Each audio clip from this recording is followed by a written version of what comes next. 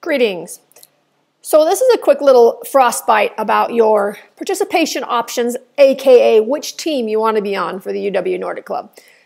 We went over this a little bit in previous FrostBytes, but this one's going to focus specifically on this. So as you can see here, we have 4 participation options: the elite team, the competitive team, the recreational team, and the non-racing team. Now, with UW Nordic, we're what you would call a Premier Twinkie system, which means that basically 3 of these, the competitive team, the recreational team, the non-racing team, are teams that you can choose. You can say, I just want to do this, it's awesome, and we'll be able to do that, okay? The one exception to this rule is the elite team, and the elite team has some additional requirements that have been put upon it by either the athletes themselves who made some of these rules and or the coaches. So this is a combination of things. So let me just first go over this. So if you want to be at, basically the way these work is that the more you put into the team, the more you get to do, and that's how it works. So we work on the assumption that you're going to want to be part of the team so that you can actually do fun, cool stuff the rest of the year.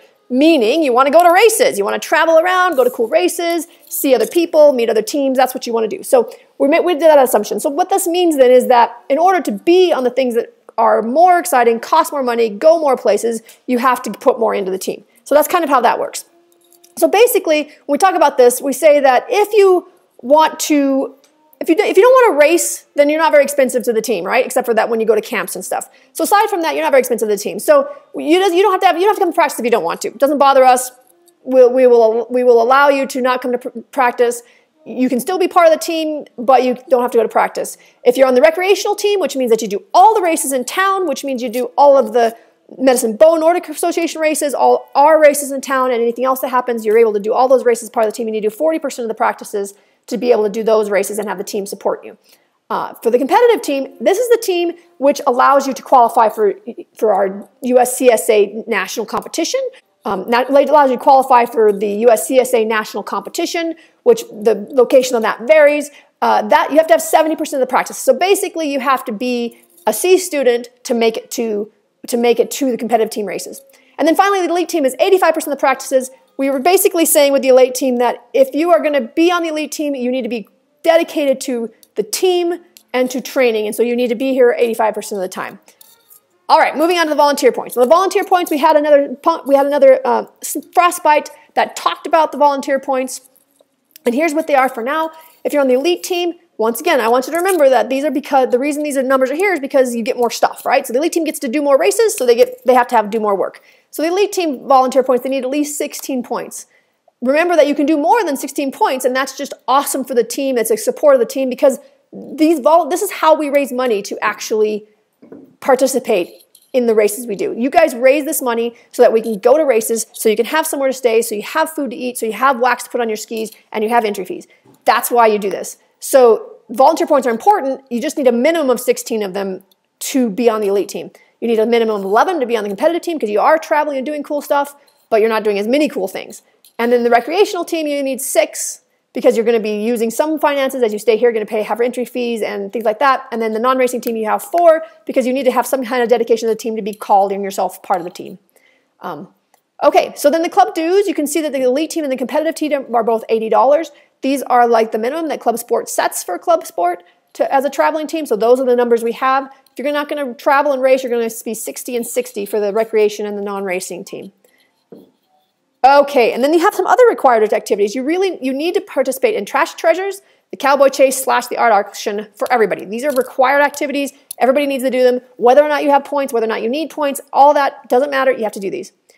And then what do you get for this stuff? All right, so what do I get if I want to be on these things? So the non-racing team doesn't race. We already talked about that. The recreational team here does all the local races. We talked about that, right? They get to do all the races that are in town, and they get to do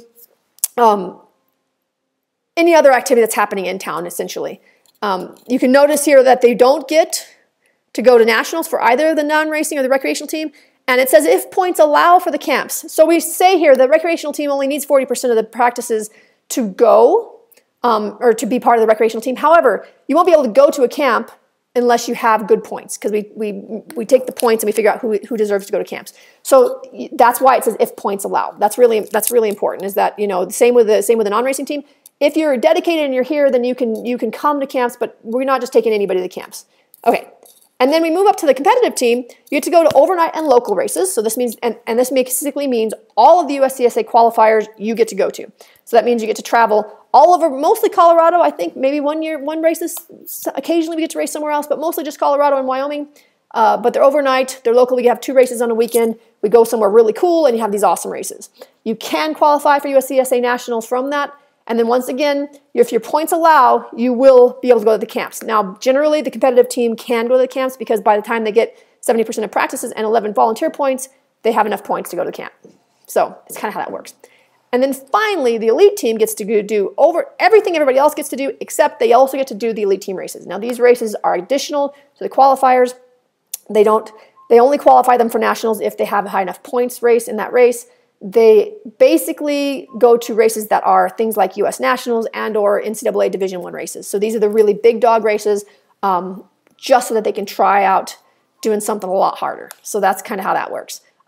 They can qualify for USCSA Nationals, and they automatically basically go to all camps because by the time they do 85% of practices and 16 volunteer points, they've got themselves qualified. Now you'll notice up here that there's this little asterisk here under elite team. What does that mean? That means that while the competitive team, recreational team, and non-racing team, you can just kind of decide, yeah, I totally want to do that. The elite team is not like that. The elite team has qualifications. So anybody from anywhere, goodness gracious, anybody from anywhere can be on the competitive team, the recreational team, and non-racing team. If they're at UW as a student, if they're at UW as a faculty staff member, they can do this. But the elite team, that's not the case. So let's go down to the elite team requirements. First of all, one of the team requirements is we miss races. We miss school for this team on a regular basis. So you have to have a minimum GPA of 2.5. If you don't have a GPA of 2.5, you can't do the elite team. Basically, the point here is that if you can't have a grade GPA of over 2.5, you can't miss school. That's basically it. So we value your education above all else, essentially. So you have to have a GPA of 2.5 to go. If you are a returning athlete, then you will look at your practice percentage and your volunteer points, obviously, and then we sit down and talk about it with the coaches. So generally, we try to keep we sit down and talk about if this will help you move forward in your ski career, if this will be a hindrance to you, if this will be problematic. Sometimes your school load is too heavy. Sometimes you're injured. Sometimes you're sick. Sometimes you didn't get enough training this summer. Sometimes you did tons of training and you didn't, but whatever. We talk about it, and that's how that works. With the new athletes, we don't have the opportunity to talk about it because we don't know anything about what you've done in the past. Even if you can tell us, we still don't understand what that means. There can be some discussion. If you come in with a bomber training log and good points, then we can discuss that. But basically, the new athletes have to have less than 240 USSA points for women and 200 USSA points for men. If you don't, then you can start racing the elite team next year. There's still plenty of races with the competitive team, but that's just how it works. The maximum number of athletes on the elite team is 12, which is Clifford capacity.